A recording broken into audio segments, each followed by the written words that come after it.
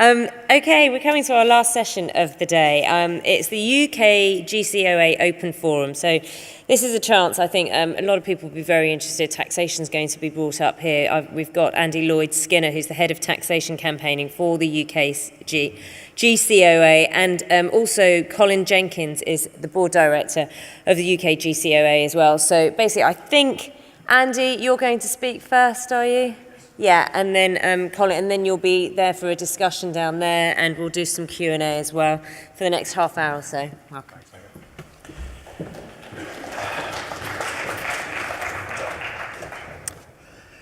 Good afternoon. The graveyard shift.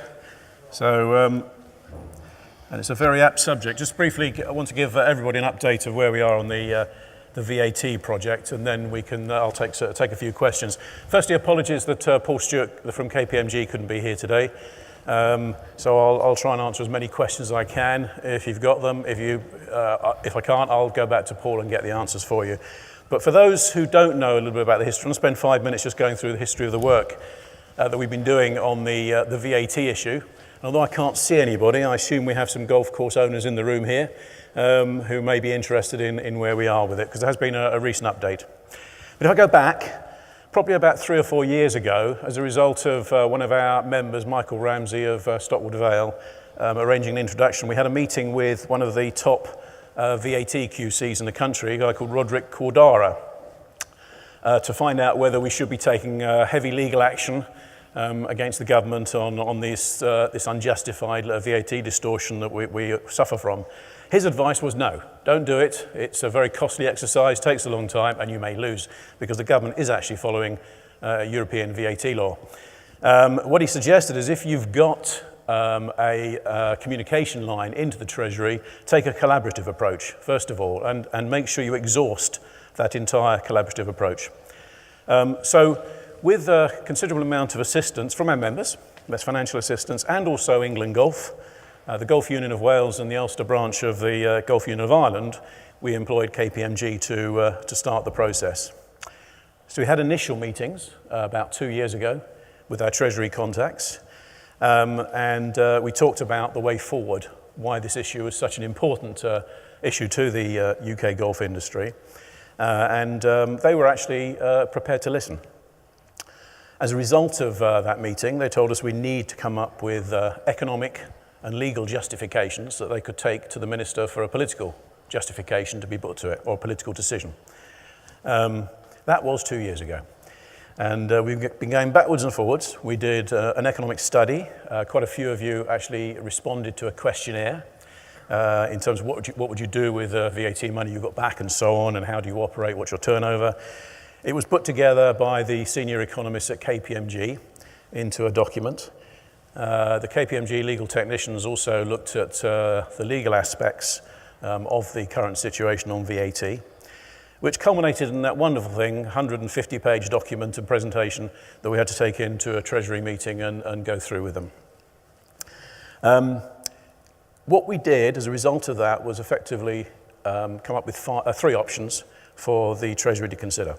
And quite a few of you will know this, but I'll recap. First of all, a reduced rate of VAT for golf, which is within a European member state's remit to do. A lot of people will think, well, is that right? Is that going to happen? Well, you get a reduced rate for golf, but not for football or tennis or cricket or whatever. The second thing was a reduced rate for all sports participation. But that, again, a costly exercise.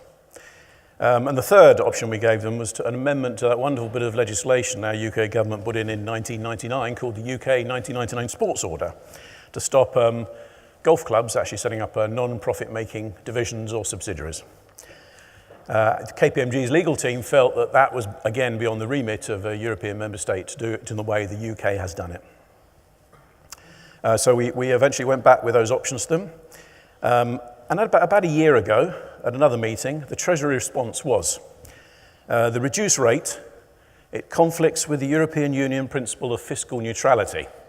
Now, after a bit of discussion, what they actually meant was, if you have a reduced rate for a golfer playing golf, VAT that is, that incents them to play golf over tennis, cricket, football. In other words, you shouldn't be doing it for one sport. That was their view.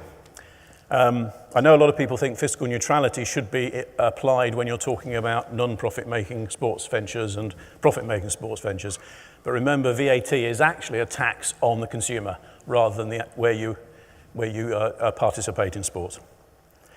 The second option, which was the reduced rate, even though we'd given them an approximate cost for a reduced rate for all sports participation at commercial golf clubs, their HMRC analysts came up with a figure of £15 billion a year, which obviously no one's going to go for. And the third option, in terms of the sports order, they said that an earlier challenge by another party to the European Commission against the UK sports order had failed, and therefore the UK sports order must be legitimate, and so we're not going to do anything about it. But fortunately, because of the dialogue we had, and probably more importantly, we were using the services of KPMG, which is, I have to say, whenever KPMG go and talk about VAT or tax to the government, they do get a bit frightened, because nearly every case KPMG takes, they do win. As you know, they took the case for Bridport and West Dorset for the non-profit making clubs and won that as well. So with KPMG's expertise, we refuted all those responses. It took a while to put the evidence together. And as a result, some movement has occurred. I suppose the most specific, well, the most notable movement is that they've come back and said, yes, you're right, 15 billion is a bit wrong for participating in sport. We think it's $1 billion. So strange how they came up with that. But our costs and calculations said it's actually going to be 500 million per year. And that's mainly down to the fact there are over 3,000 health clubs in the country, commercial health clubs in the country. And so if you applied sports participation at those commercial health clubs, that's quite a significant cost. I think of that 500 million, it was about 350 million of that was if you applied a reduced rate for all sports, on sports clubs, on health clubs that is. So after submitting further evidence on fiscal neutrality, the cost of a reduced rate and a legal opinion that the sports order is beyond the remit of EU member states, I know Brexit may affect that, I received an email last week. Strange enough, this is the update bit, for probably most of you knew that bit of history, but this was at 6 o'clock on Friday night. I didn't know civil servants worked at that time, but it was from the policy advisor that we're dealing with in the Treasury, and I'll read the email so I get it right, so you all know what's going on. Following further discussion here, we would like to put advice to our Minister on VAT and golf, and thought it would be helpful to explore the issues further, particularly on the fiscal neutrality issue. It looks as though we have some space in our diaries in the weeks commencing 30th of January and 6th of February. If the UKGCOA and KPMG would be available in those weeks and think there would be some value, please do so. I followed that up with a phone call and discovered we've actually got an audience with HMRC analysts, which never happens. They're always tucked away in a cupboard somewhere. And what they want to do is have their legal analysts talking to KPMG's legal analysts so they can agree the issue on fiscal neutrality, and then the Treasury will take the problems we have to, I think, David Gork, I'll find out at the meeting, to hopefully make a political decision for us. So we'll wait and see, but that meeting's taking place on the 7th of February. So that's where we are on VAT. Just very briefly on CASC, I don't know whether you all know about the Community Amateur Sports Club problem. Just quickly to update you, the rules that came in April 2015 are now hitting home with quite a few clubs. The 460 CASC registered golf clubs look as if they're pretty much all deregistering. We won't have a significant amount of work has occurred as a result of the new rules. I spoke to the head of the HMRC unit that's dealing with it during December. He apologised they haven't got an update. They said they're struggling to cope with the workload, the number of deregistrations they're getting. So we won't have an updated list of the sports clubs that are registered for CASC until the February-March period. But all the rumours I'm hearing is that a lot of golf clubs are deregistering from CASC. It's too difficult to comply with the new rules. So hopefully that element of distortion is going away.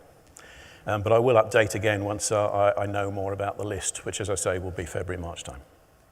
So that's where we are on the update. Although I can't actually see anybody because of the lights, do we have any questions? Ah.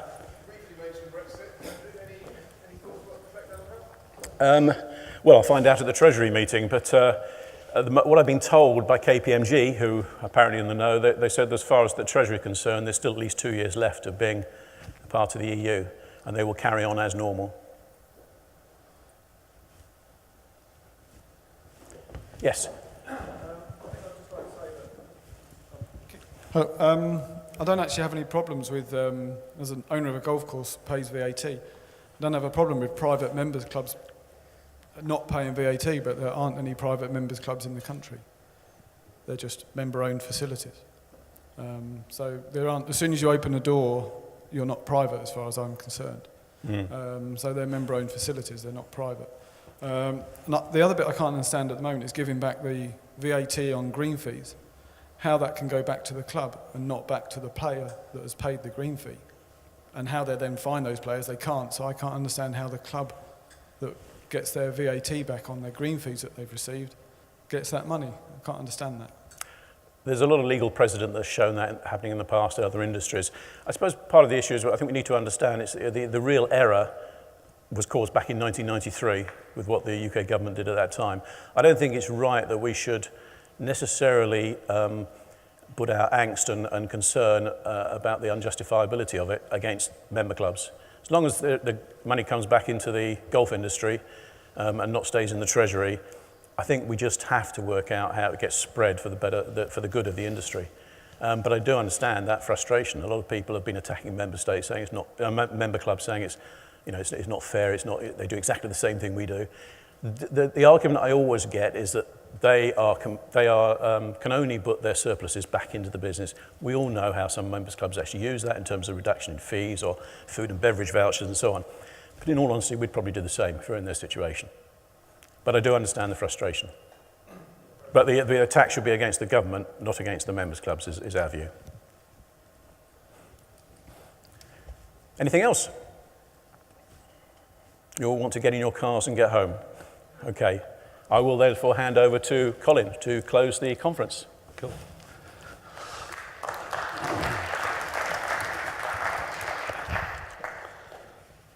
Thank you very much, ladies and gentlemen. And thank you very much to Andy. Andy, could you just hang around just for a moment? As most of you know, Andy's leaving as our chief executive, effective now. Is that correct? So he served us very well for the last few years. How many is it now?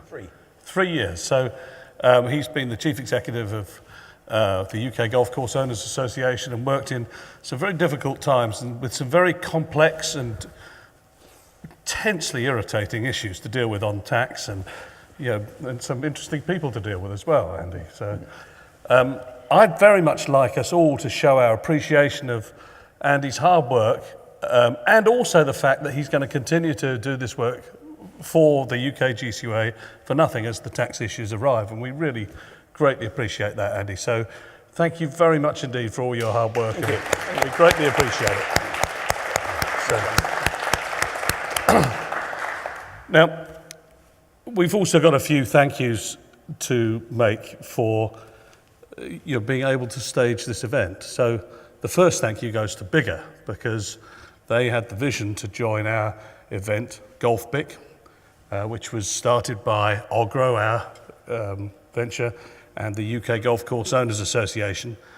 And we ran that for 4 years at the Forest of Arden before moving up here last year. Now, I don't think there's any question that GolfBIC at Harrogate is more professional and a better operation altogether. So we couldn't have done that without Bigger. And so to Jim Croxton and his fantastic team, I'd like to thank them very much as well. So Jim, thank you, Bigger, wherever you are. We also have some very, very generous sponsors. And again, we couldn't run the business of the UK Golf Course Owners Association and this event and all the other things that we do without the backing of our sponsors. So please go out and buy all of their products en masse as soon as you get home, and say that you did it because of their involvement with the UKGCOA. It'd be most appreciated. We'd also very much like to thank Naga for your wonderful introductions and delightfulness at all times. Thank you for your polish and professionalism. And indeed. And finally, all it is to wish you all a very safe trip home. We'll be back here again next year, and thank you very much for coming, and all the very best to you and good golfing. So. Great. Enjoy the rest of the show.